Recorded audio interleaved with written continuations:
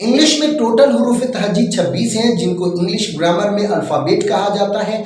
26 हुरूफ तहजी में से 5 हुरूफ तहजी वॉवेल्स होते हैं, जबकि 21 कॉन्सोनेंट होते हैं। 21 में से 16 ऐसे हुरूफ हैं जिनका तलफ़ुज़ बदलता नहीं है, जबकि 5 ऐसे हुरूफ हैं जिनका तलफ़ुज़ हुरूफ की तरतीब बदलने से बदल जाता है। जबकि माँ बकिया वॉवेल्स 5 लेटर में से हर एक का डिफरेंट तलफ़ुज़ होता है। क्या आपको मालूम है कि हर्फ सी इंग्लिश में कितना तलफ़ुज़ देता है? 3। छोटी सीन, बड़ी शीन, काफ। अगर हर्फ सी के बाद ई आई वाई हो तो छोटी सीन, अगर हर्फ सी के बाद आई ए आई ई हो तो बड़ी शीन, अगर हर्फ सी के बाद ए ओ यू टी आर एल के में से कोई एक हर्फ हो या हर्फ सी किसी लफ्ज के आखिर में हो तो काफ का तलफ़ुज़। क्या आपको पता है कि हर्फ जी कितना तलफ़ुज़ देता है? 2।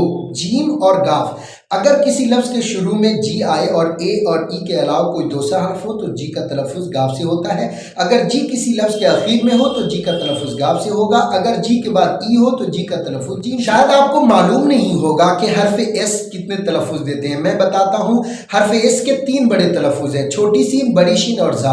अगर हर्फ एस किसी लफ्ज के शुरू या बीच में आए तो उसका तलफ़ुज़ छोटी सीन से।